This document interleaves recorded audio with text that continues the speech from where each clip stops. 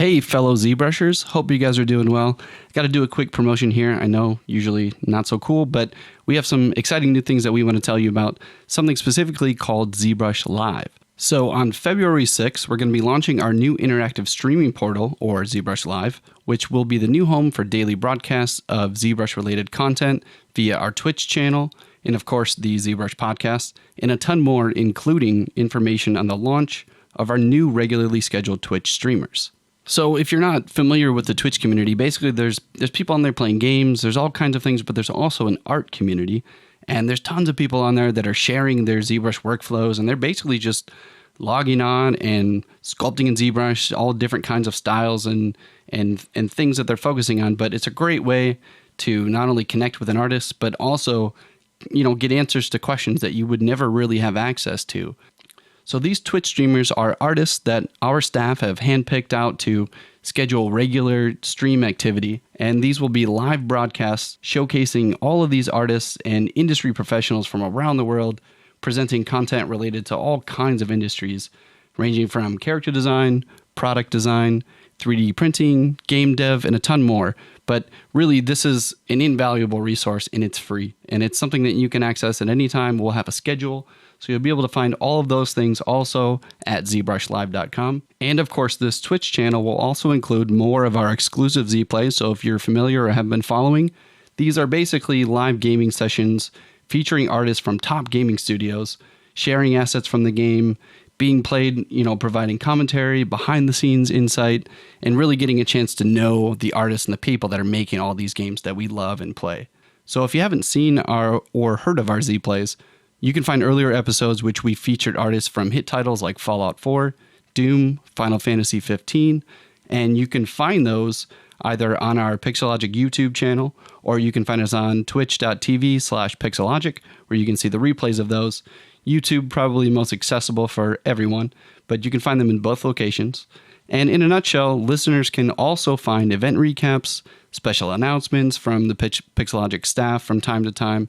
So this will pretty much be our one-stop shop to watch and get information on all of these shows and streams. So don't miss it. Head on over to ZBrushLive.com, where that site is actually live.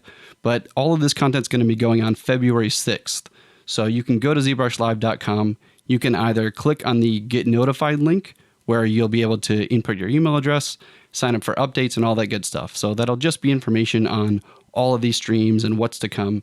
And who knows, in the near future, there may be special giveaways, prizes, and things like that. So if you want to find out more about those things, be sure to click on the Get Access button, where you'll be able to subscribe and follow for all of those things. And if you're watching the ZBrush podcast on YouTube, don't forget to hit the like button and subscribe.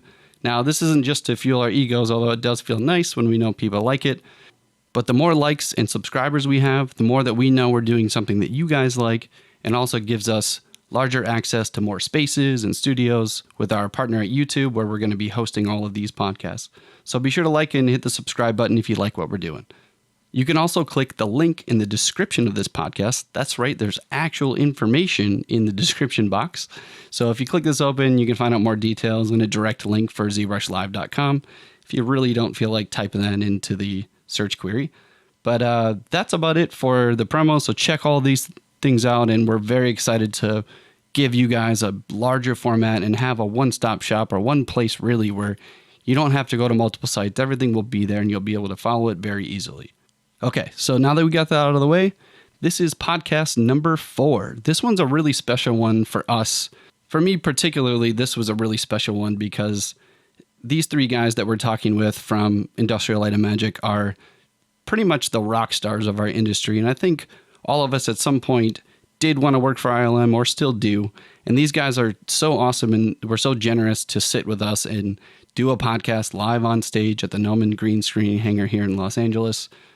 So we're sitting with Kris, Sunny, and Patrick from ILM, and they're kind of giving us a description of sort of how they got into the industry, what their experiences have been like. Obviously, there's a lot of things that they can't talk about at ILM, and a lot of things that they need to keep under wraps, which is completely understandable. But these guys were so awesome and so good to talk to, and they tell us a lot about their experience being artists in the industry and, what they do with their free time outside of that. So hopefully you guys enjoy this as much as we did, and we appreciate you guys tuning in. So don't forget to hit the like and subscribe button, and enjoy podcast number 4 with Kris, Sunny, and Patrick from ILM. What are the 3 qualities for the Hufflepuff class in Harry Potter? see if anybody knows this. How fast can you Google it? That's the question.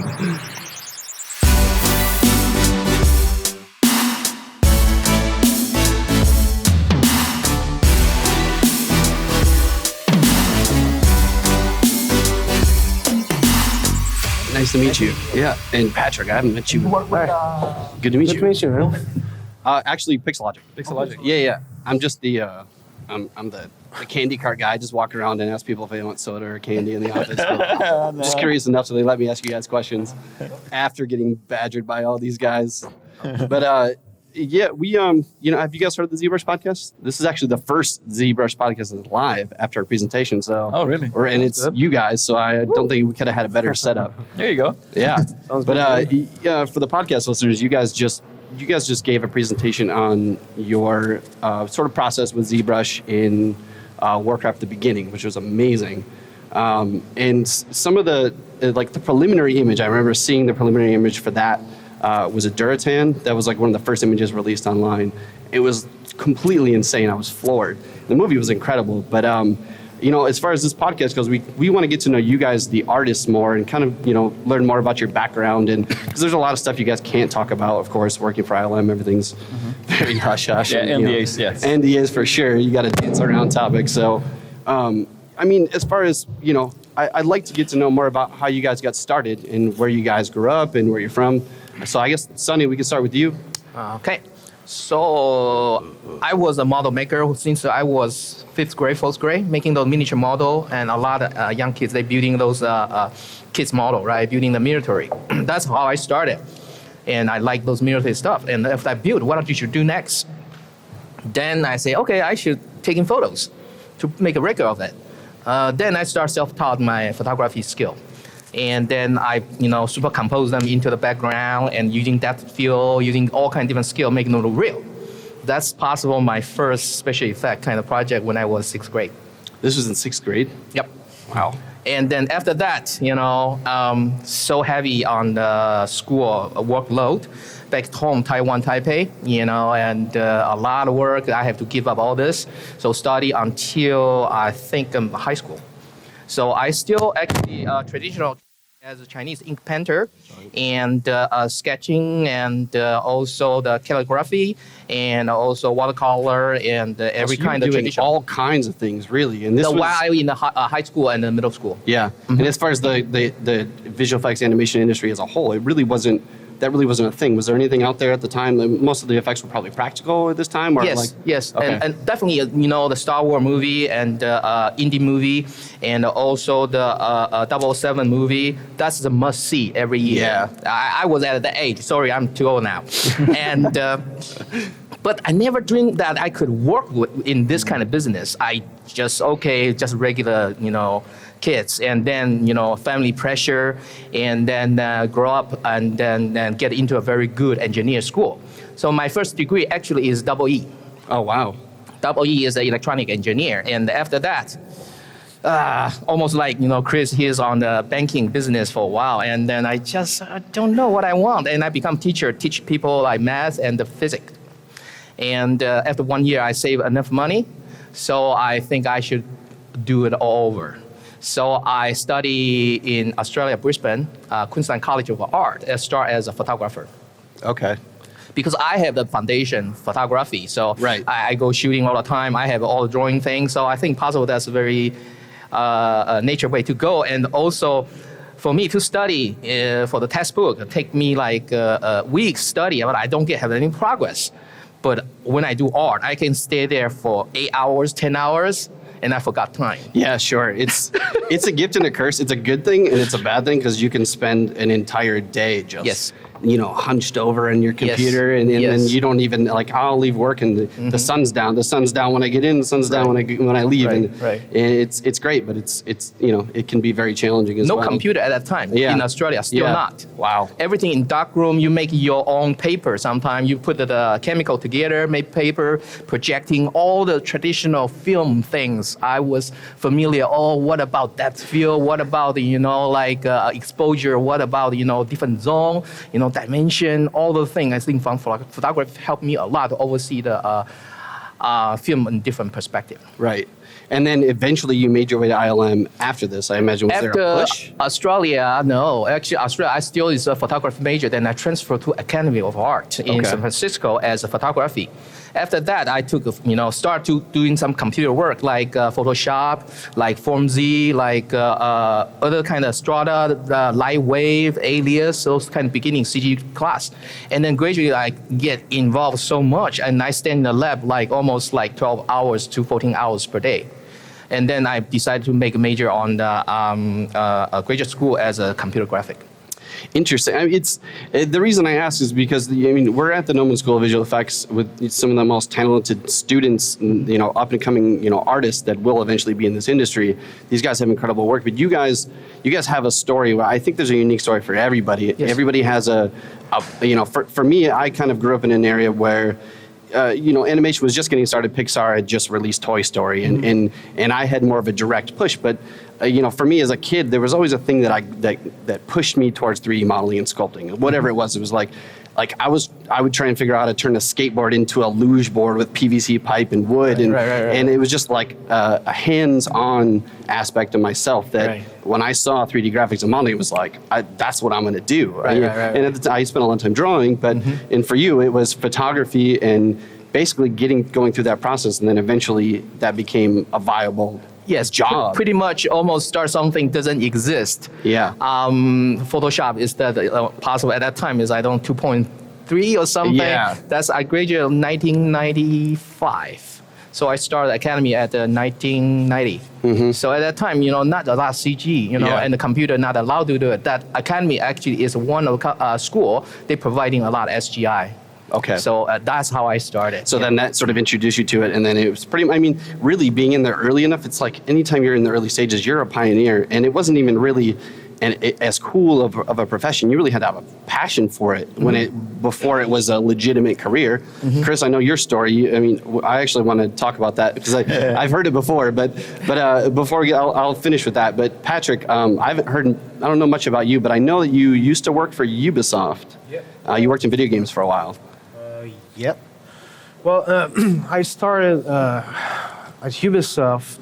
I was doing game first. So basically, I did some crazy job all around the industry. Was nothing like that, cook or whatever. And then at the end of the day, I decided to try to get that class. It was Cyclone, I think, in Quebec City, and they were showing us Alias back then, and older software and stuff like that. And then and they were showing us to model in nerves and things like this. And then they were saying polygon is dead and things. So I was just like, all right, so maybe it's not for me. I didn't like it. And then I said, well, okay, I'll go back and do some other crazy job first for a while. And after a year, I said, well, you know what? I'll sit at home and I'll do a demo reel. Just, I allow myself 2 months for doing that. And then I decided to do a demo reel with one of my friend, Mathieu, and then after that, I went to Montreal, knock at the door, and then just giving demo reel to everyone, all the game company and all the VFX company. And the first who called me back was Microwave, I think, back then. Anyway, so I was doing game and then get hired by Ubisoft after that. I get the chance to work on the first Assassin's Creed. I was lead modeler there, so I built That was a fantastic game. I love that. It still is, seems like. They keep going and doing the franchise, even a movie right now. Yeah. So anyway, and then I get called basically by LucasArts, and then they said, we need somebody. I said, well, I'm not done with the game, so I'm going to wait a little bit.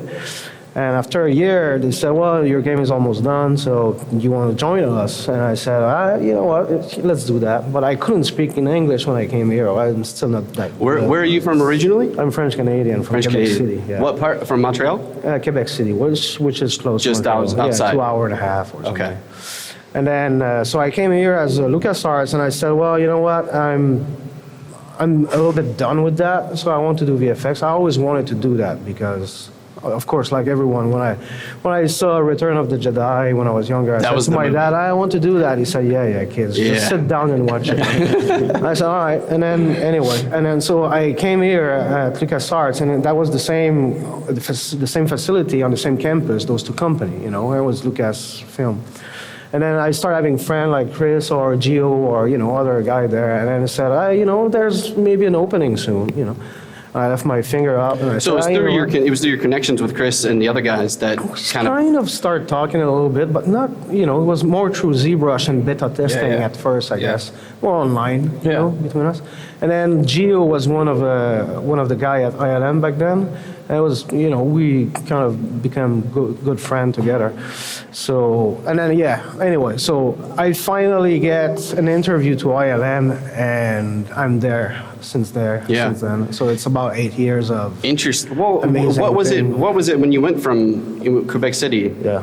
As far as going, because video games industry, there's a lot of similarities. If you're talking about ZBrush and sculpting and modeling, there's a lot of similarities there, at least as far as the application. But the final result is a little different. The process is a little different. Yeah. Was there any particular reason why you wanted to go into film, or was it kind of just like the next step was pushing you to, you know, it inspired you to do something different? Well, back then, I mean, the end result was a little bit more different in game because of the limitation of the engine and all that stuff. Now, first of all, now it's becoming more and more like a movie, you know, because the engine is getting better and better. So basically the end result, I wanted to have the end result as good as what I was seeing in ZBrush or other stuff, you know, when I was doing my render. So, so that makes me wanted to do that too. But at the same time, even now, the end result is not necessarily us all the time. You know, comp do a lot of stuff and everything. So just like when you put your stuff in a game engine, the end result is getting alterated by somebody else, comp or Right, as far as a team aspect, you don't have control of that. Yeah, so it's kind of the same when you think about it. You know, the end result is not 100% of what you're doing. It's like when we model something, somebody else take it over and paint it, somebody else put a shader on it, and you feel like there's a little bit too much scatter on it, but it's not yours. So you just deal with it, and the result is what it is. Yeah. So, but the craft and having fun of doing it, you know, it's very amazing. It's just like ZBrush is the same. Even if you do VFX or a game, you're going to put as much detail as you want. And then you're going to give that away, and that's going to be resized, or that's going to be bigger than nature if it's movie. It depends, you know. I mean, but the whole thing is your work is close. Yeah. VFX. Well, and this the thing is, ZBrush at its core, if you go even back to ZBrush 2 or around that era when it became, you know, really widely used after it was Return of the King with Lord of the Rings and in a film aspect, but the quality that you could get in a character sculpturally, minus a few tools, was the same, but there was just more of a reduction at the end process, especially with games. And now in today's world, that gap is becoming much smaller, and it's almost the same thing. I mean, we're finding new tricks with rendering and lighting and shading, all these things that enhance that as well.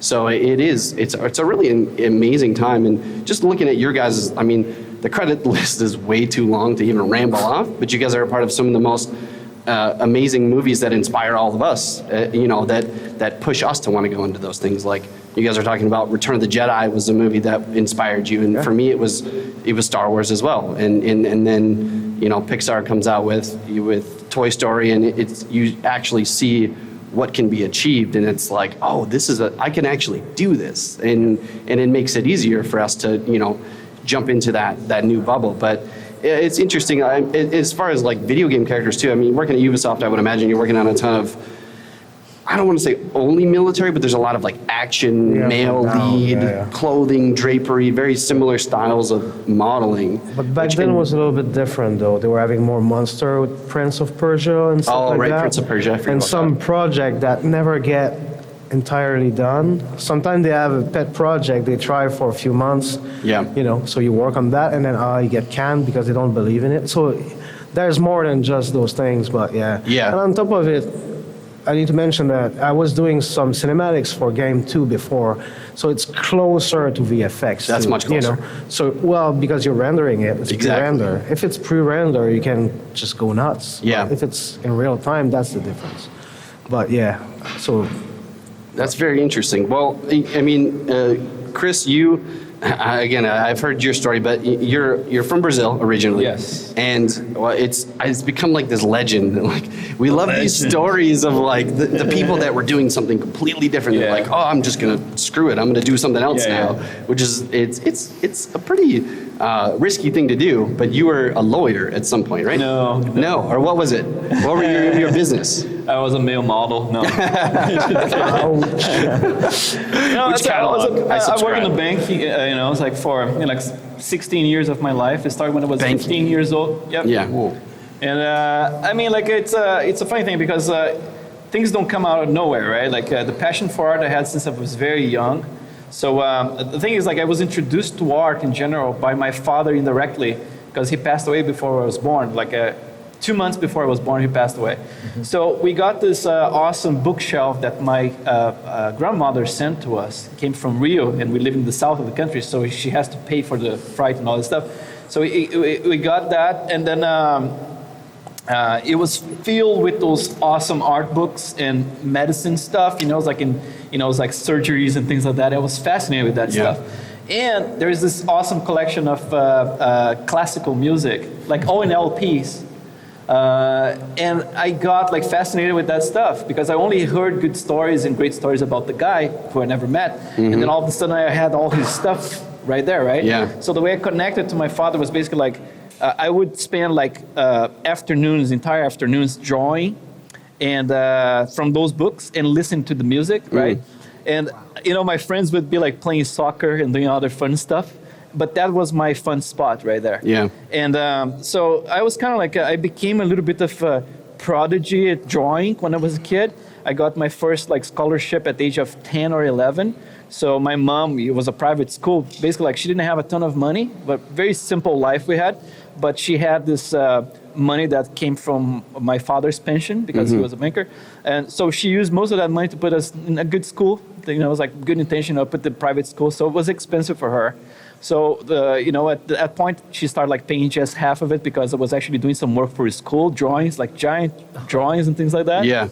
And then, but the thing is, like, as things went, I remember like drawing a lot until I was 17. And I got burned out because at that point I realized people are taking a lot of advantage of me. Not in school because I had the scholarship, but I was doing a lot of stuff for free. Right, like working for freelance maybe, and I or got doing really like, projects you know for- what? I don't like this stuff. And I Yeah. stopped drawing. Yeah. But the passion with computer graphics started the same spot. I got in touch the first time, like I saw a Amiga computer, the Commodore Amiga computer. Commodore. Yeah, Right. and I saw those graphics, like the amazing like checkerboard with Yes. this chrome sphere on Yeah. top, right? I was like, oh, this is amazing, that? right? Yeah. So as a banker already, when I was like 15, right? Like first thing I saved money was to buy a skateboard.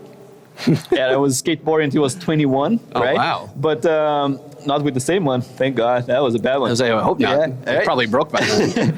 And then the second thing I bought was a computer. I bought like first was MSX computer. Mm-hmm. I was pre, Microsoft stuff. Like it's very simple, but I started doing some pixel art in the MSX. Like Yeah. fascinated. I remember like I did this Freddy Krueger all with pixels. Oh my gosh. And then I remember like being a terrible student. I didn't want to go to school. Basically, like I just want to do whatever I want to do, which was basically art. Yeah. Right. So the teachers would be talking. I would be doing caricatures, making fun of them.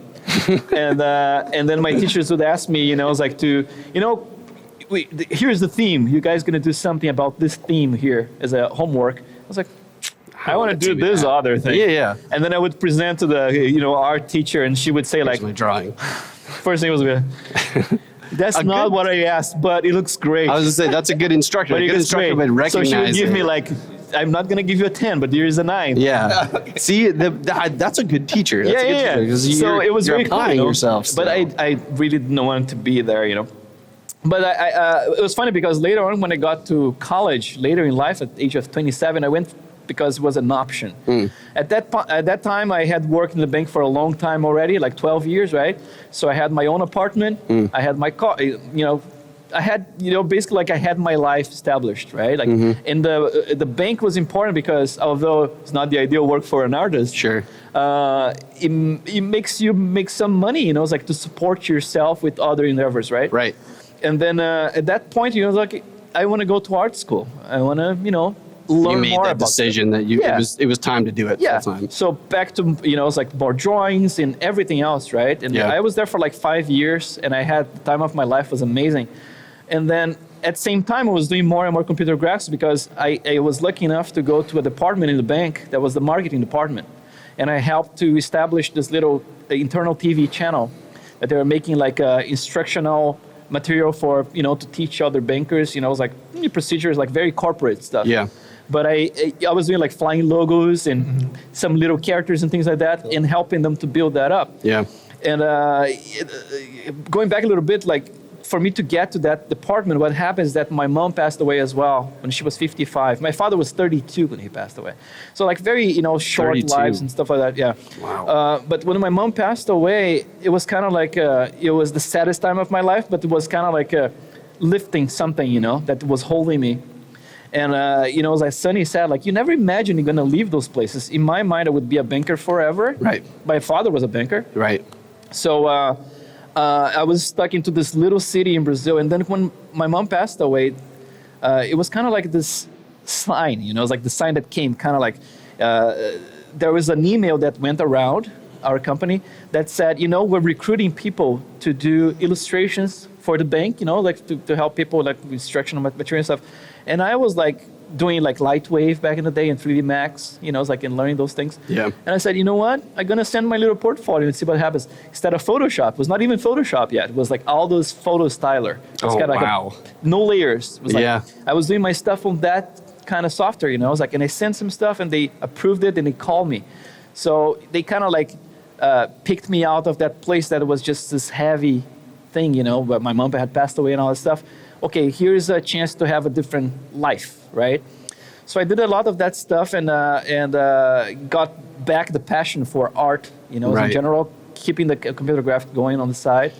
And then I started like posting stuff online at the end of my career in the bank. And I got discovered, right? Like I had the chance to actually accompany in Brasilia, the place I was working at. They have a small studio. And they asked me like, it was called Mr. Graphics. Okay. And like doing TV, vignettes and stuff like that, flying logos again and some character stuff.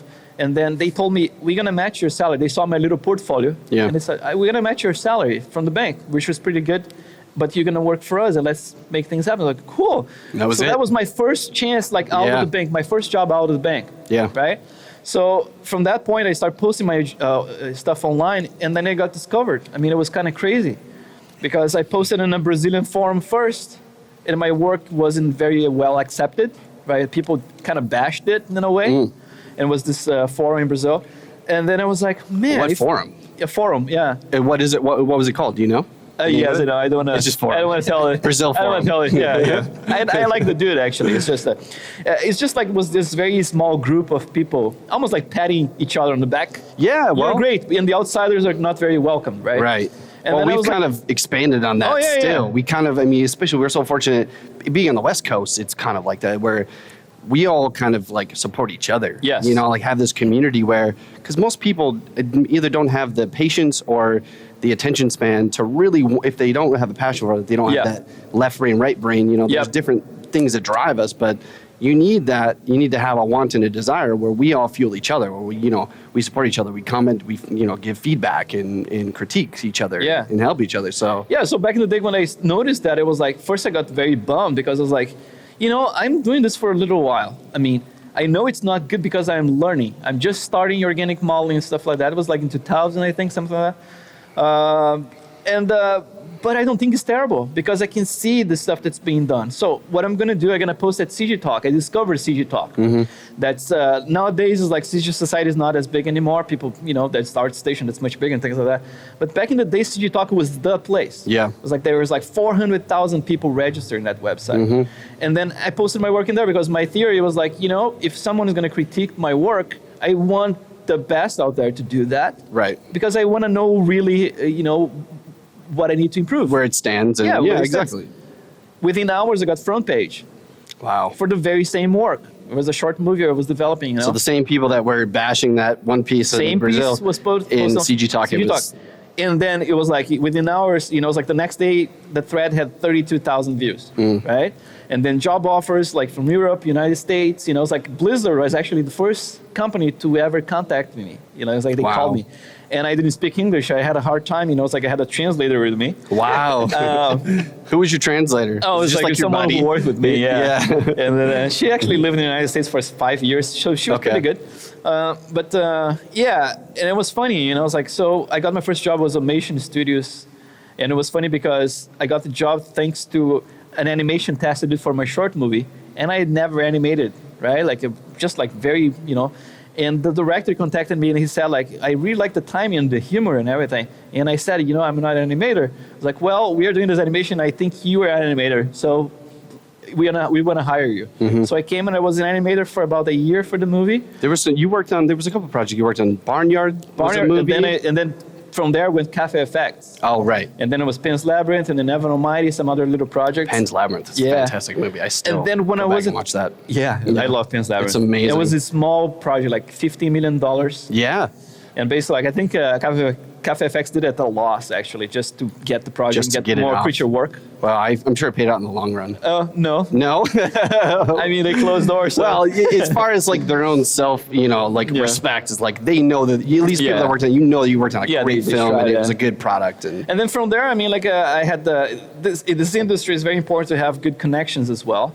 I try not to, use people for anything. I try to do my own work and expect that people recognize it. Yeah. So instead of like doing just for the sake of getting a favor back. Right. Right. But I try to be nice to everyone. So I work at Automation, and Rosie's server was in there. She was the recruiter, and then one day, it was like I was at Cafe FX, and then she was at Lucas.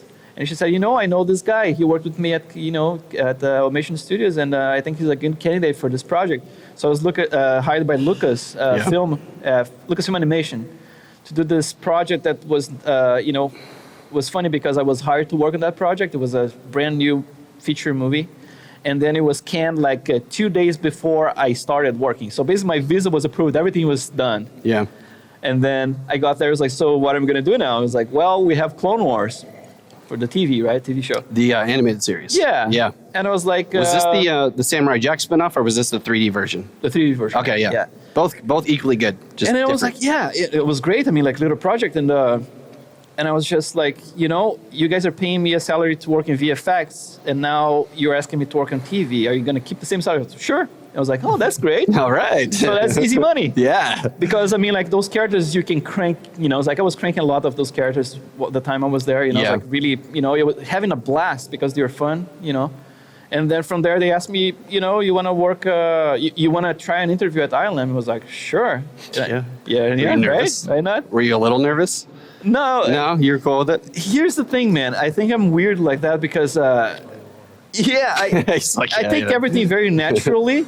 It's not like in a way of like, like full of myself or anything like that. It's just like I take It's life. a confidence. Yeah, it's yeah. like life is, it's a continuous flow, Right. So I don't freak out too much about stuff, Sometimes, of course, like if I have huge expectations about something, but at that point I was like, I like this place. I was having fun at the animation, and then actually ILM, I went there like for the interview. I never had a portfolio. I had just my personal work in a laptop and the online stuff. Yeah. So I packed everything on the laptop, go to ILM, they plug in the projector. There are like, 10, 12 people in the room. So they look at my work, they really liked it. Mm-hmm. And then they say, we don't have a window right now. Basically, like there is no project going on that we can use you, but, we're going to keep in touch.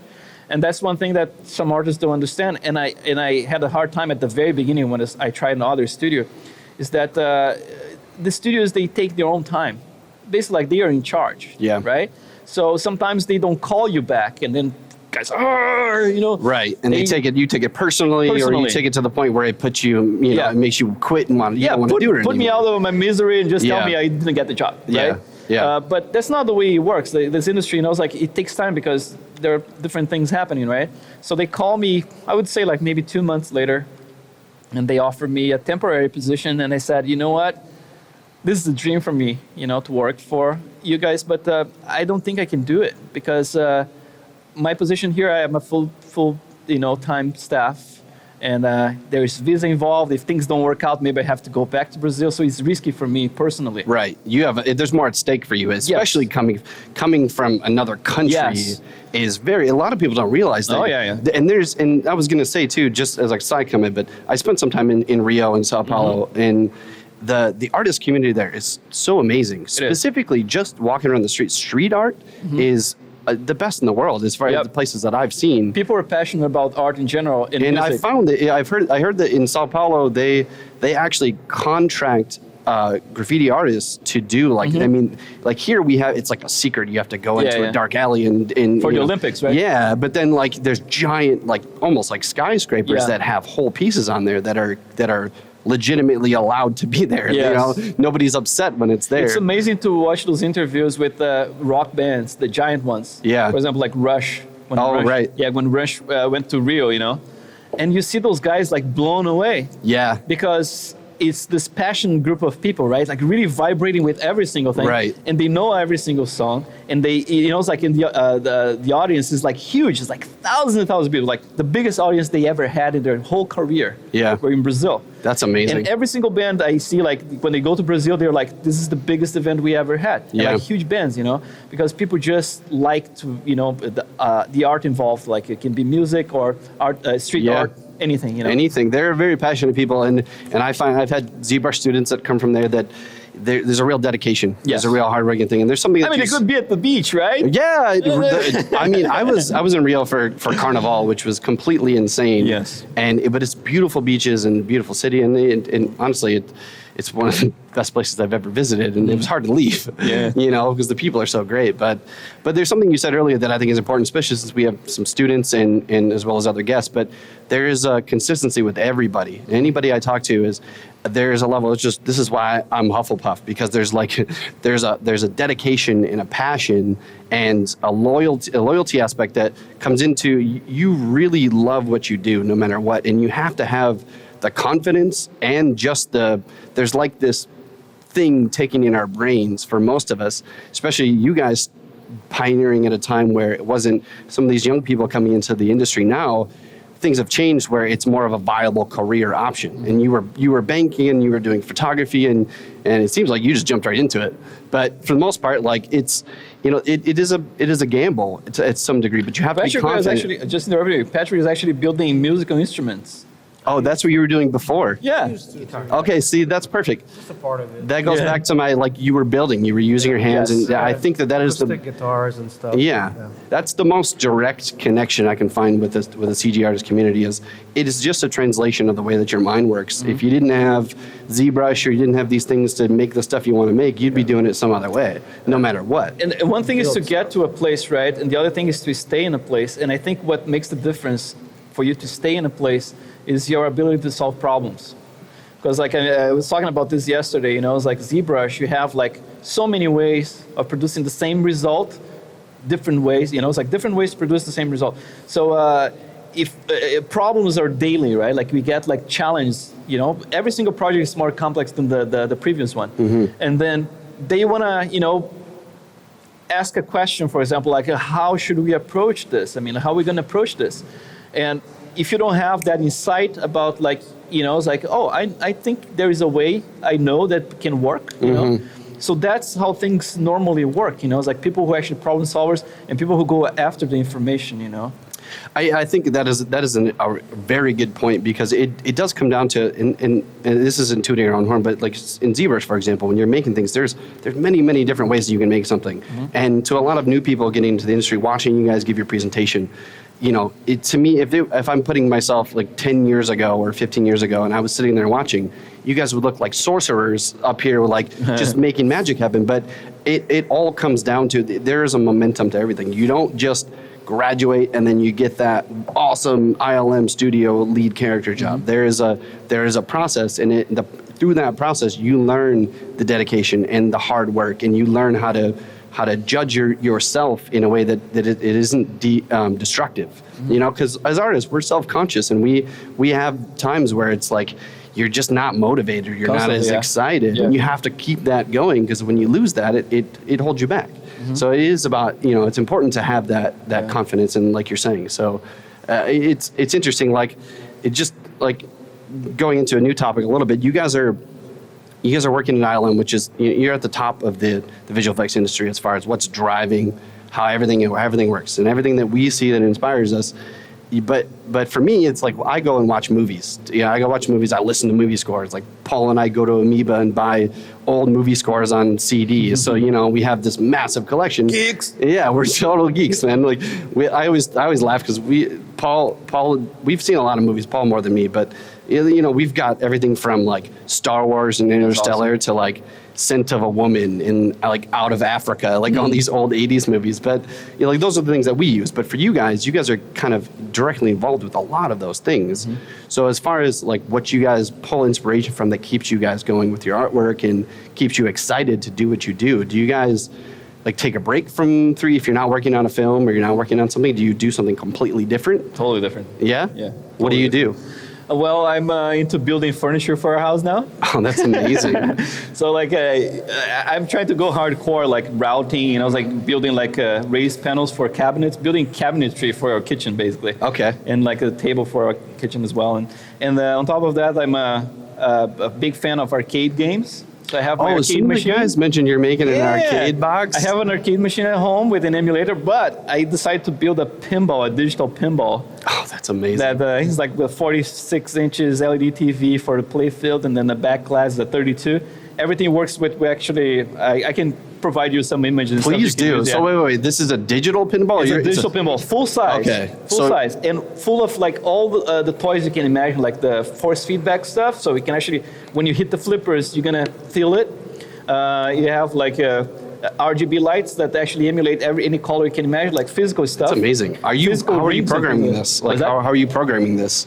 It's mostly like emulators, and you know, it's like you do a little bit of programming, but it's mostly like you know, like script language. So there's like a starter kit to make your own digital pinball. Is that, or did you have to figure this out on your own? There was a forum actually. They had a lot of information about that. And then building is, you know, like I built this little mini arcade, 8.5 inches tall.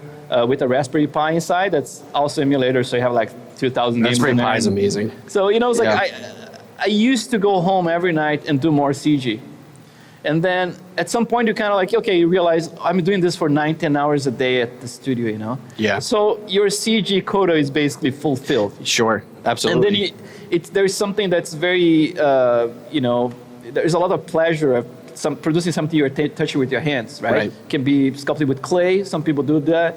And I think, you know, it's like my pleasure is to actually build something like furniture stuff. You know, it's like there is something that's thrilling to me in a way, because those are my tools. I need my fingers to do the job I do.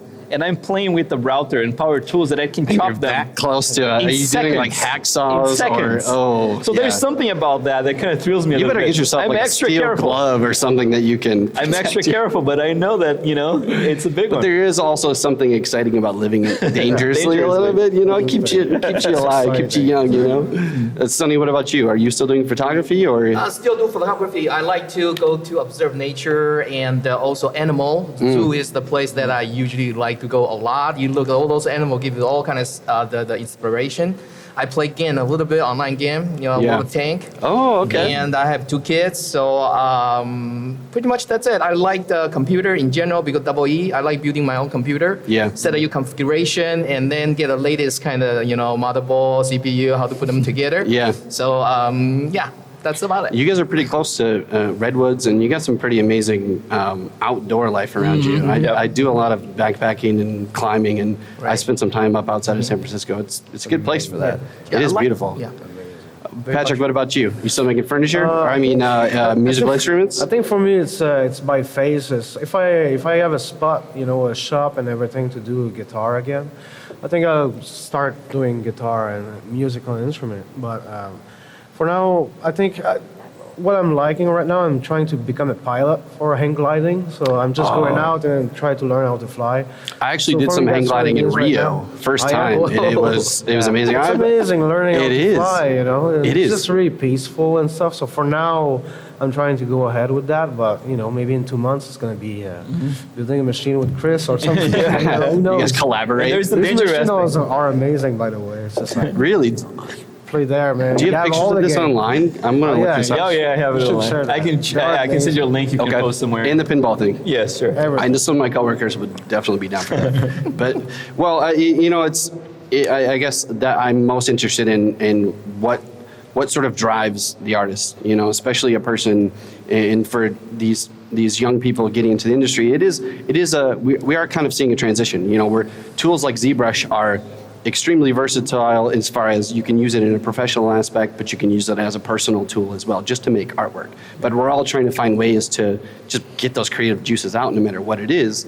But you guys have found this, I'm assuming you guys are very comfortable and happy with your position at ILM, and some people are trying to figure out where their place is in this industry, and now it's becoming more competitive. If you look at, stuff on ZBrush Central, for example, people that post, you look at the artwork 5-6 years ago compared to now, it's getting sure. much better and better and better. People are finding the time to dedicate to create even better quality of work that I thought was like, okay, we've reached the maximum level, but it just keeps going, and I look at, you guys have credits that go back to, for example, you worked on even Star Wars, the special edition, the re-release where Yes. you added visual effects, you added some, updating some of the animation, the graphics, and it was, even you compare that to Force Awakens, and you just see, even in 10, 15 years, how much we continue to push the visual effects in this industry. It's amazing, and I almost see no end to it. I'm curious to hear what you guys think about the industry as a whole and where it's going, especially with new technology always coming out. We have virtual reality, we have augmented reality, we have Yes. people sculpting in virtual reality now, which is really amazing to see that technology progress. But do you guys think at some point this all might change? As far as the artist, because you talked a lot about in the presentation, a lot of the stuff that the why it looks as good as it does is because the artist has a passion and really puts that effort into it, regardless of the story. As visual effects artists, it sort of is your job to hold that mantle and be the best, to make that the best it can be, regardless of whatever movies, people disagree with. I mean, Transformers, for example, is visual effects driven. It's an amazing film. Some people disagree on the story, but you can't deny that the visual effects is not the problem. Yeah. Visual effects is what makes that thing good and why they make $1 billion.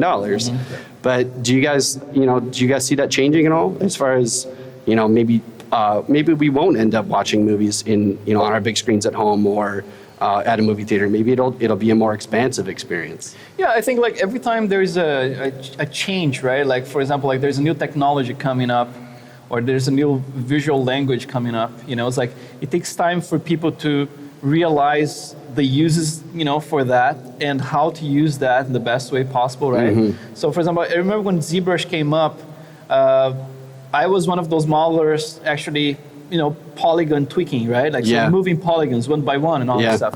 And a lot of the guys I've noticed in that industry back in the day, they're doing the same. So they're amazing technicians, Right. but I think ZBrush helped to separate who is actually a good sculptor and who is not. Because when it was right there, I noticed some guys could not sculpt. Right. They could tweak polygons. It was a match a background, and basically match and make it cool. But then when it was a free-form thing, they could not do it. Yeah. And one thing that I tried to do with my work since I started using ZBrush, and I mentioned that in my presentation yesterday, was to try to tell stories. Because one thing is to present the model like T-pose, right? Yeah. And you can be all the muscles in place and all this stuff, and there is nothing there. I mean, it's just a model, right? And the other thing is to make something that is not as cool in terms of anatomy is not as perfect. Yeah. But you have a little story in there. It's more interesting. Yeah, exactly. Something that people can connect, Yeah. Because as artists, we are creating a vehicle, right? Like basically like our artwork is a vehicle. It's the interface that connects like the audience to whatever is inside of yourself, right? Yeah. It can be the work done for someone else, but it comes from you, Yeah. right? And you have a little bit of your life in every single piece you produce, right? So it's important that that's translated to your work. So if you're doing personal work, make sure you're telling a little story. There's so many things you can borrow from. Yeah. Any kinds of sources. There's no divine, inspiration. It's just look around. What happens to the world? What happens to your family? What happens to your Yeah. relationships?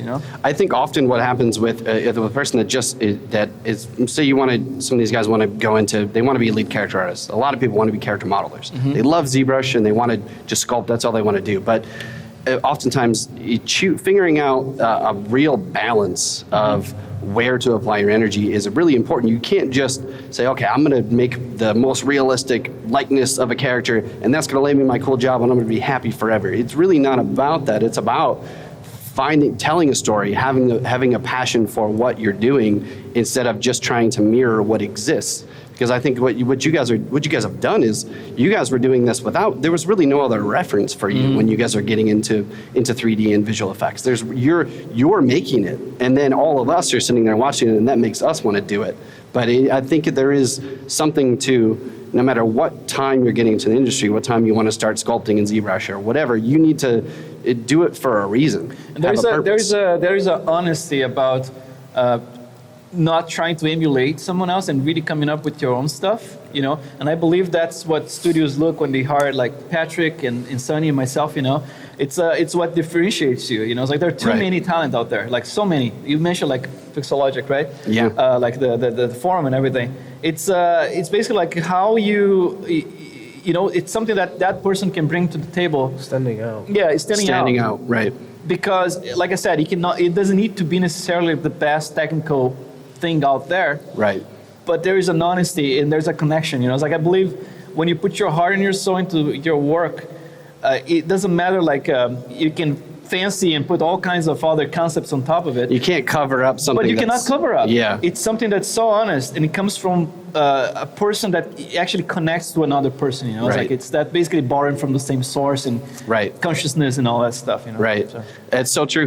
You guys it is about standing out in a way that is true to yourself as well. You don't want to pretend to be something, and mirroring certain things is not a bad thing. Studying anatomy, studying all these, going to nature to learn for creature designs and coming up with unique ideas is important, but also developing your own style, your Yes. own comfortability, which in turn I think gives you that confidence that you have that helps push you to find that job that you want. Because it's equally about your quality of work as well as your ability to problem solve, and just do the thing. So maybe you have to learn a new piece of software. I think as one thing, like 3D artists in general, I don't think get enough credit for the amount of stuff that you have to learn, and you have to continue to learn and learn and learn and learn new applications or learn new techniques. And if you don't do it, you end up falling short, or it's just, you guys have proprietary tools at ILM, I'm sure that nobody will ever see, but you guys have to know how to use those too. So it's like you need to be capable and willing to at least take that step and learn those new things and have that confidence. So, I mean, hopefully, our podcast listeners will, be inspired from what you guys are doing and what you guys have done on screen. And I don't want to take more of your time. I know you guys have to catch a flight here eventually. we got about 10 minutes, but we have some people in the audience that we have a few gifts that we were going to give out. Where'd you guys put those? You got them in the back? We got a hoodie, we got some books. But do you guys have any while you're grabbing, do you guys have any last comments or inspirational comments for these guys, for all of our listeners, as far as people that are just getting into this industry or new ZBrush artists? Just keep work on it and think about it all the time. And 10 years at least, you have that passion, keep doing the same thing. I think it's belong to you after that. That's good advice. Yeah, I would say that at least with my experience, like with online stuff, it's try to produce a lot, but from time to time you take a break from producing a lot. But it's like the speed is good, but dedicate some time. For example, put like a deadline to yourself. It's like you have like, let's say like this next 3 months, I'm gonna try to work on something. I'm going to put like 5 hours a day in this something, which is not a lot.